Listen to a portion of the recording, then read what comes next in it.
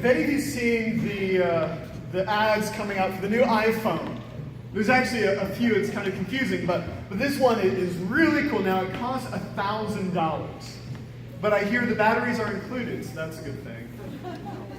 I mean, it's worth it. You're putting a lot of money down, but it's got a full color display, not just black and white anymore. It reads your face and might even order pizza if you look hangry. And I think it's got to be like dishwasher safe or something like that. We see these new products get released, and our culture right now has kind of this obsession with the new, the next big thing, and what are the new features, and you can't just have the old anymore. And sometimes Christianity looks a little like this. In fact, one of the biggest objections that I run into people who are outside of the church when it comes to religion is that it's so old, stagnant. I mean, why am I going to go in and listen to stuff that was written, thousands of years ago? You guys can't keep up with the modern world. Now, sometimes that's true. Sometimes the church does become so set in its ways, and we develop like our own little language that, outsiders don't even understand. And yet the basic question of do we need to be as obsessed with the people around us, with constantly changing, to keep up with the times? Kind of the opposite is true. Hebrews 13:8. Jesus Christ is the same yesterday, today, and forever.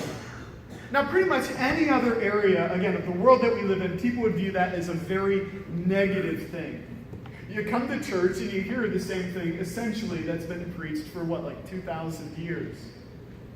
But what I would ask, though, in response to that is, do you want a God who changes? I mean, if you think about it, there were at times in history when people worshiped deities that would change. The pagan Greek and Roman gods, they would make promises to people, and then they'd get mad and they'd change their mind and just kill them instead. Do you want a God like that? Do you want God to begin burning through relationships like he's Taylor Swift? Do we want God to suddenly change his mind and decide this whole humanity thing certainly wasn't worth the effort, and maybe try and start over with another animal made in his image? Psalm 18 verse 30 says this: "As for God, his way is perfect. The Lord's word is flawless. He shields all who take refuge in him." God is absolute perfection, which means that for him to change in any way would be a step down from that. How many of you remember when Coca-Cola tried a new formula for their baseline? Wasn't it horrible? Everybody across the country took one sip of the new stuff and was like, this is bad. Now that's just, basically sugar water, but you get the idea that God has no need of any change whatsoever. There's no room for improvement. There's no higher level that he could hope to hit. And how arrogant is it of us to imagine that we could possibly set some standard for God and say, this is what you need to reach to. Psalm 102 verse 25 says this: "In the beginning you laid the foundations of the earth, and the heavens are the work of your hands. They will perish, but you remain.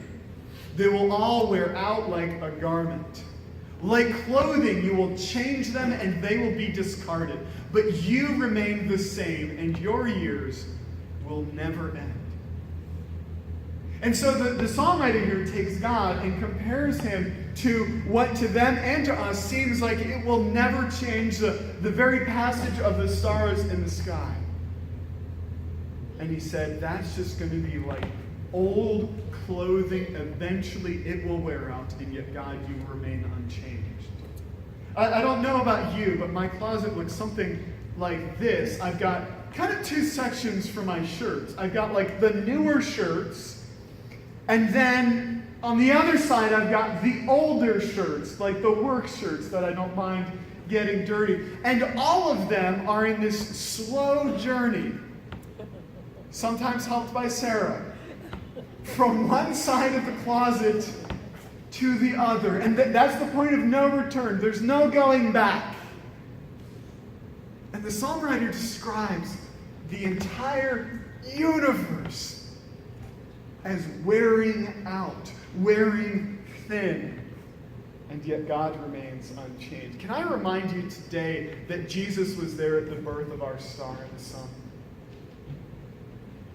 And after all these years, it's still there, and we look at the sun and we think of it as unchanging. But given billions and billions of years, our sun will begin to run out of fuel. It will turn into a red giant and eventually a white dwarf. And yet Jesus Christ will still be standing there the same. And were God to give it enough time for all of the galaxies and all of the universe to eventually stop their spinning, He would still be there unchanged. And were He to allow every last star to burn out and all the universe to dissolve into warm dust, and all the stars wink out in the sky, Jesus Christ would still be there, unchanged and unfading. How very different from everything that we produce.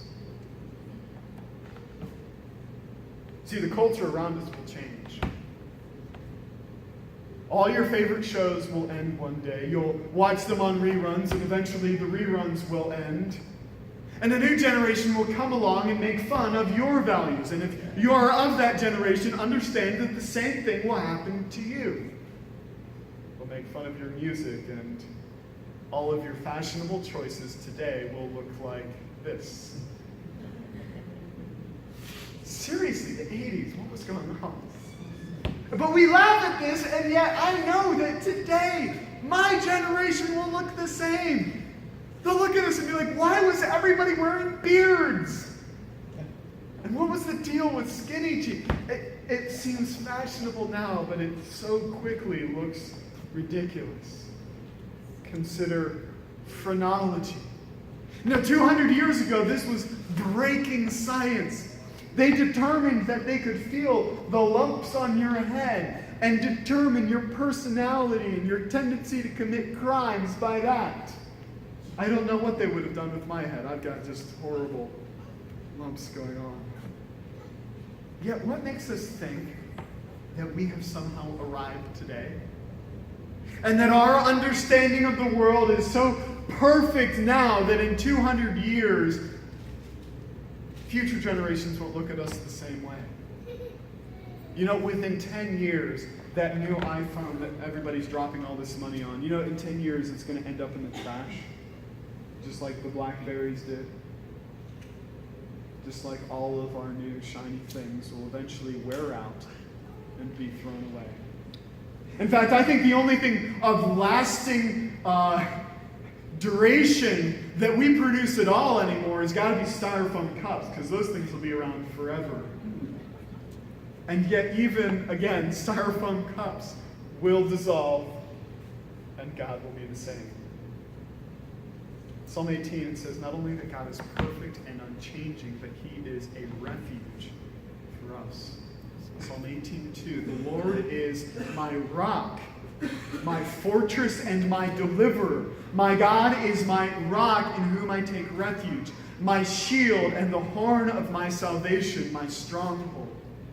Now there within just a few sentences, he uses just repeated words signifying strength and enduring character. He is my rock, my fortress, my shield, my stronghold.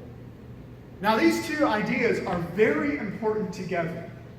Not only is God powerful and unchanging and perfect, but He's also what I can take refuge in. Because you can't have one without the other. If you go and flee and take refuge in something, does anybody run to trailer homes during tornado drills? What we choose to take refuge in matters. There is this crew, this work crew that went up on top of a big oil tanker, and they were clearing off rocks and debris from it, and they were careful to be very, very safe. And so they had the appropriate safety gear. They tied their harnesses off to things that could not be moved, and they went, and their process was just taking the stuff and throwing it over the edge, 100 feet or so down to the bottom, throwing it over the edge until they were about to finish up their job. And this is a true story. And so they grabbed the last rock, which was a two-man lift. They both get on both sides. They get up to the edge. And what happened sounded something like this. 1, 2, 3. Oh, wait, I'm tied to it. He had chosen the wrong thing to set his anchor point to. What good would it do for us to run to God for refuge? Sometimes He would take us over the edge with Him. And yet God does not change. When God spoke to Abraham and made him promises about the way that He would bless him, God swore an oath to him. Now, for us, we usually do things like that when we want to make it clear that maybe typically I would lie to you, but now I'm being really serious. Or as though sometimes we could not be trusted, and now we're saying we can be trusted. And it's not in the sense that God could ever cross His fingers and be like, I've totally got your back in this, and pull back at the last moment. In the book of Hebrews, he writes about this. Why God did this with Abraham. God did this so that by two unchangeable things in which it is impossible for God to lie, we who have fled to take hold of the hope set before us may be greatly encouraged. We have this hope as an anchor for the soul, firm and secure. It enters the inner sanctuary behind the curtain, where our forerunner Jesus has entered on our behalf. So there's a lot of stuff there in these few verses, but it starts with this idea of we who have fled. The early church experiencing persecution, the disciples, the followers of Jesus, forced to live a life on the run, few lasting possessions. Do you feel like a refugee today in your life? As though your foundations have suddenly begun to disappear? Have you put your faith and trust in things that have turned out to be changing? We set aside for retirement and suddenly the markets shift with the wind. We set ourselves up and believe that our health will be there with us forever, and then that changes. It says, we who have fled, take hold of the hope set before us. You know, God is a rock and a refuge and a shield, but what good does that do you if you have not taken hold of Him? He can be as solid can be, but if you have not tightened your grip, you may find yourself flapping in the wind. If that is you this morning, might I suggest to you that it is not God who is unstable. Psalm 16:8 says this, I keep my eyes always on the Lord. With Him at my right hand, I will not be shaken. Now, God's nature is unchanging. His strength is unlimited. His years will endure forever. But let me ask you, what does your connection to the anchor look like today? You're in a ship. You can throw that anchor over the side and it can be firmly fixed, unmoving. But if you let go of that chain, it doesn't do you much good in the boat. In fact, the greater the storm, the stronger we should be clinging to Him. Let me tell you today, there is hope set before you. Because this unchanging, this perfect God has made promises of love to you, of blessing. these things are firm and secure. We take hold of the hope that's set before us so that we may be greatly encouraged. We have this hope as an anchor for the soul, firm and secure. God will shake all other things in our life. Sometimes God will do that, I believe, intentionally to remind us that we have put too much of our weight on things that are unsteady. Isaiah 54:10 says, "Though the mountains be shaken and the hills be removed." Can you imagine in this area the hills actually be removed? I mean, I think that's the one constant in Missouri, no flat spaces anywhere. Those hills your ancestors have been walking up and down for generations. God says that those can just go away. That rock that you have been driving over, stepping over, your lawnmower's been hitting in your yard.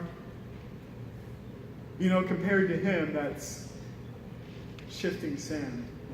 Although the mountains be shaken and the hills be removed, God declares to us, "Yet my unfailing love for you will not be shaken, nor my covenant of peace be removed, says the Lord who has compassion on you."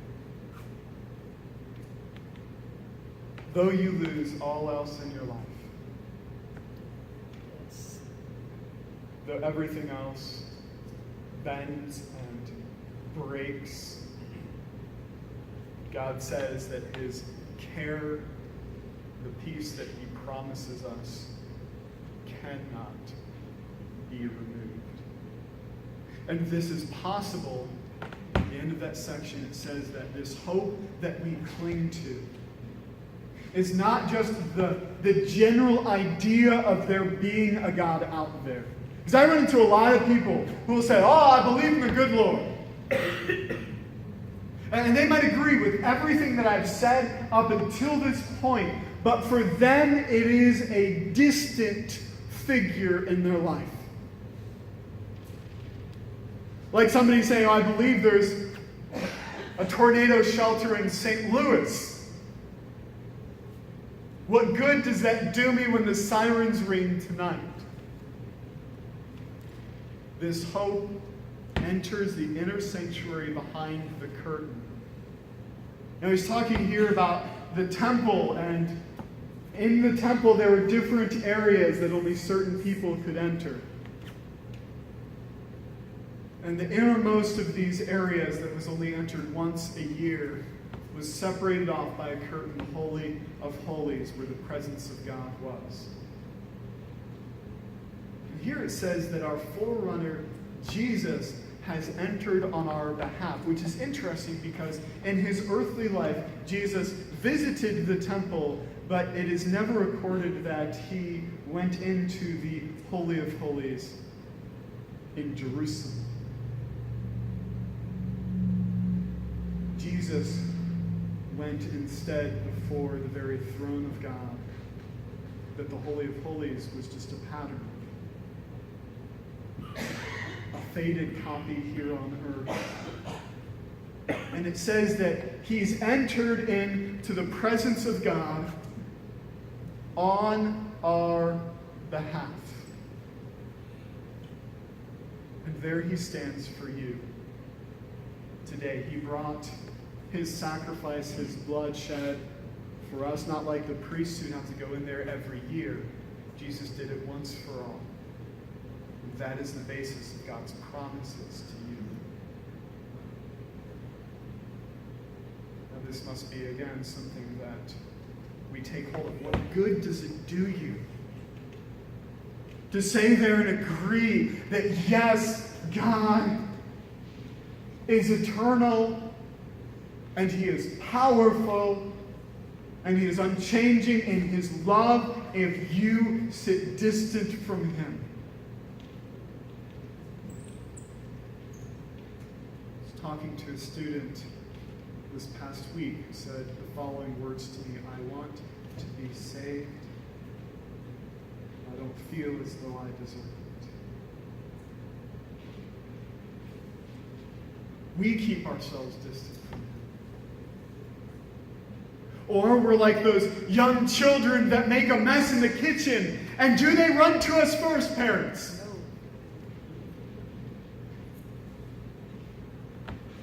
No, there's that special frantic effort that they put in. I can fix this.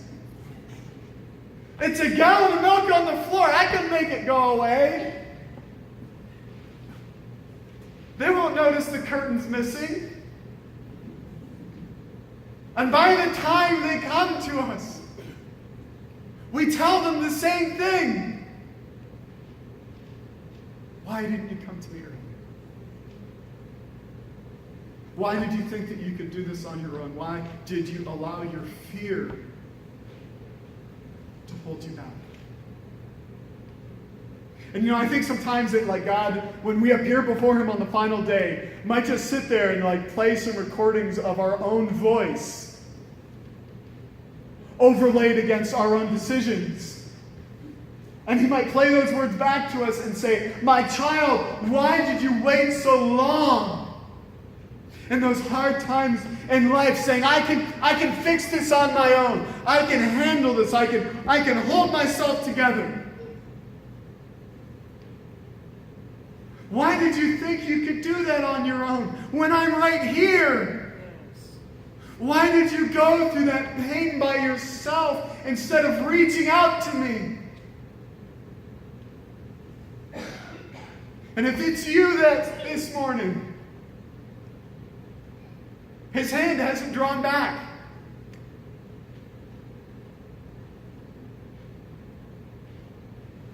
He's waiting for you to come forward and lay before him your struggles, to cast your cares on him because he cares for you, to make him your refuge, your rock and your foundation. Now, sometimes we do that through, that first step of faith, asking for his forgiveness and entering into that covenant relationship with him. Yet, far more often after that point, it is when we have come to the end of our rope and we have nowhere else to turn to,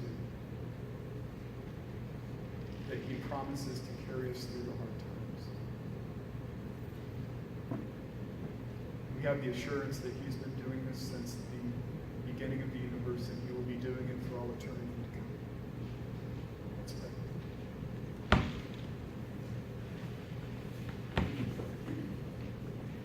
God, I thank you that you do not need to release new versions of yourself. There is no Gospel 2.3.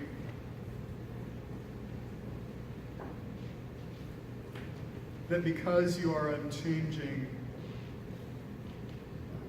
you never go out of date. Oh, you may not be fashionable, you may not be popular,